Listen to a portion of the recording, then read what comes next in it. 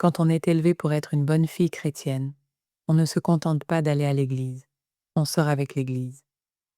L'église est le partenaire avec qui vous passez vos week-ends et vos soirées, le petit ami dont les amis deviennent les vôtres, la petite amie avec qui vous partagez tous vos rêves. J'étais une très bonne fille chrétienne, alors je ne me suis pas contentée de sortir avec l'église. Je l'ai épousée, après avoir obtenu mon diplôme dans une université du Midwest dont la devise est « Pour le Christ et son royaume », j'ai déménagé à New York. C'était la première fois que je sortais du cocon évangélique. Et ma priorité était de trouver une église que je pourrais aimer, à laquelle je pourrais consacrer ma vie, et dont je ferais mon centre spirituel et social. Mes recherches ont pris fin à Brooklyn, où j'ai trouvé une église composée de jeunes créatifs et de professionnels débutants, qui, comme moi, cherchaient une foi moins pesée par le fondamentalisme. Nous avons rapidement noué une camaraderie, y compris avec notre pasteur, qui était autant un ami et un père qu'un guide spirituel. Nous traînions sur les bancs de l'église le dimanche, mais aussi dans des bars et dans les salons les uns des autres tout au long de la semaine. Bientôt, cette congrégation est devenue ma bien-aimée. J'ai prononcé mes vœux d'adhésion, et j'ai commencé à diriger une étude biblique, à enseigner à l'école du dimanche, à assister aux réunions de planification hebdomadaire et à m'inscrire à d'innombrables autres tâches. Je me suis engagée dans cette église avec la vigueur et la joie d'une nouvelle mariée. Comme la plupart des femmes célibataires dans ma situation, ma priorité suivante était de trouver un mari dans cette église. Il existe un motif de triangle amoureux dans le christianisme. Tout comme l'amour du Père, du Fils et du Saint-Esprit, les bases de l'évangélisme enseignent également la sainte trinité du mariage l'homme, la femme, l'Église. J'observais donc les bancs chaque semaine à la recherche d'un annulaire sans bague. Un dimanche, j'ai remarqué une nouvelle femme portant une veste en dame, ses cheveux sombres et courts dissimulés sous un chapeau à bord. Notre conversation fut banale, et pourtant j'étais captivée. J'ai lancé l'invitation la plus évangélique qui soit. « Veux-tu venir à mon étude biblique ?» Elle est venue. Puis elle est venue dîner. Puis elle a commencé à dormir sur mon canapé. Nous nous retrouvions pour boire des cafés ou des whiskies, et nous finissions par ne plus savoir qui payait l'addition de l'autre.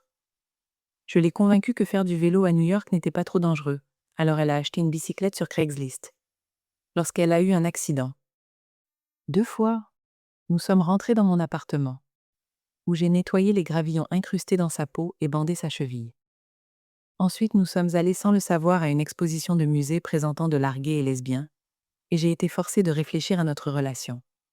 Mais je ne m'autorisais pas à admettre ce qui était si douloureusement évident.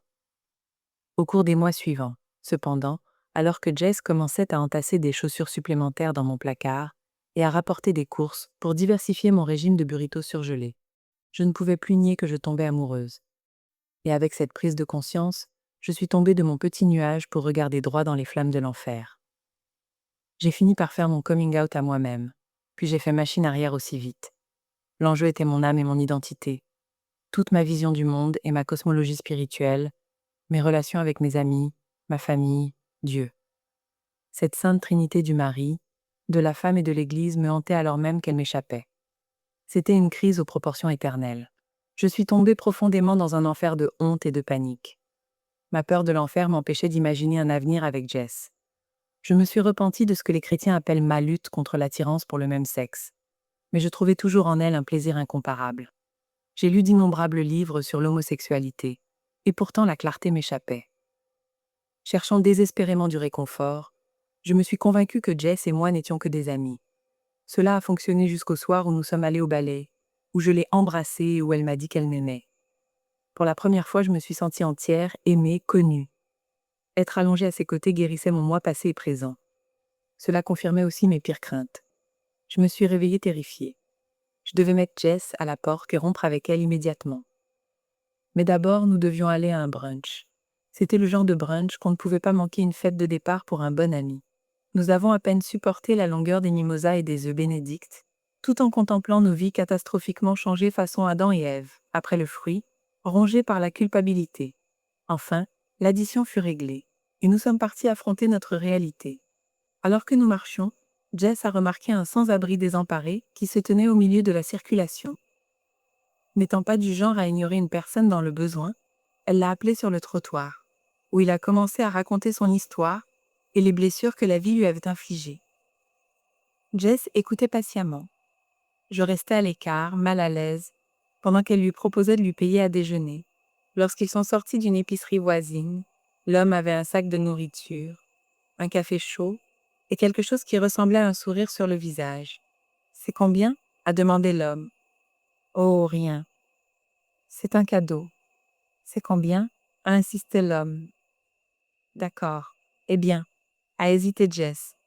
« $1. » Il a fouillé dans sa veste et a sorti un porte-monnaie. On a extrait 4 pièces de 25 cents qu'il a déposées dans la main de Jess.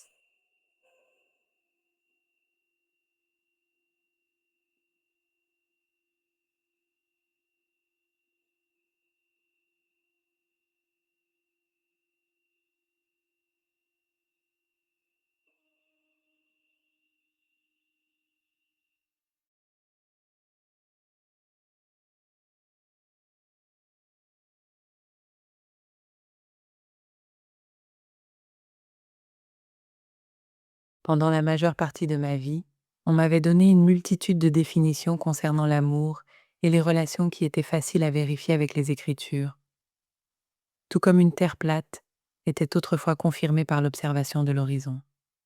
Mais en regardant Jess interagir avec cet homme, j'ai vu un nouvel horizon, plus complexe. En Jess, j'ai vu l'amour que Jésus prêchait, un amour sans condition et étendu à tous, particulièrement aux oubliés, aux étrangers. Jésus n'a jamais mentionné l'homosexualité. Sa cosmologie n'était pas parsemée de dogmes, de crimes et de mépris. Son essence même était d'aimer les marginalisés. Chaque fibre de l'être de Jess reflétait cela. Elle incarnait les attributs qui passionnaient le plus Jésus: la compassion, la gentillesse, la justice. Comment aimer quelqu'un qui aimait si bien pouvait-il être mal? J'ai senti mon cadre religieux étriqué, fait de fausses dichotomies et d'une rigidité morale, commencer à s'effondrer. Ce qui me semblait autrefois être un choix sombre entre perdre mon âme ou perdre mon amie la plus chère était en fait une leçon seule. Le véritable amour pouvait me sauver. Il y avait encore beaucoup de tourments à venir. Beaucoup de gens se sont opposés à notre relation et insistaient sur le fait que si nous nous aimions, c'est que nous n'aimions pas Dieu. Notre pasteur était l'un d'entre eux. Nous étions d'abord allés le voir pour confesser ce que nous considérions alors comme notre relation pécheresse. Mais avec le temps, nous avons discuté avec lui de l'évolution de notre réflexion, espérant que nos années de service fidèle à l'Église témoigneraient pour nous et que notre pasteur, un ami, accepterait que nous ne soyons pas d'accord là où nos théologies divergeaient. Au lieu de cela, il nous a lancé un ultimatum: rompre ou perdre notre statut de membre de l'Église. Peu de temps après, l'Église a divorcé d'avec nous.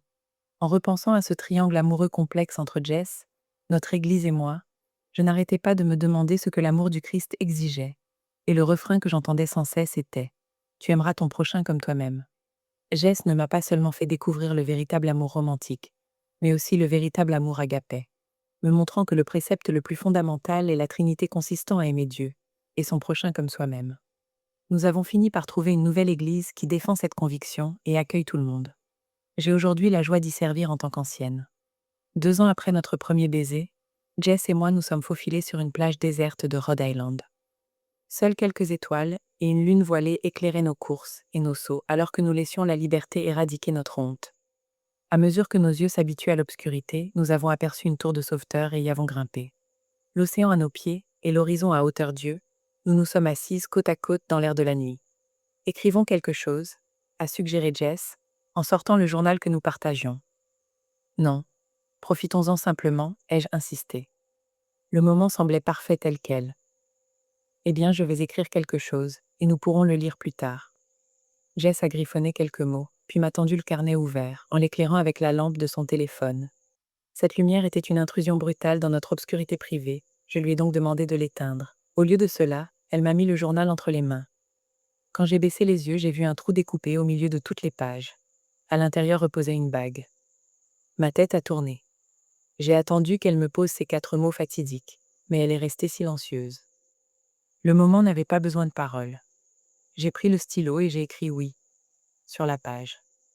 Elle a passé l'anneau d'argent à mon doigt et m'a donné une bague identique à passer au sien. Puis elle m'a demandé si je me souvenais du sans-abri que nous avions rencontré ce matin-là. Après le brunch. J'ai ri. Bien sûr. Pourquoi? J'ai trouvé quoi faire de ces pièces de 25 cents. Elles ont été fondues dans nos bagues. 50 cents chacune.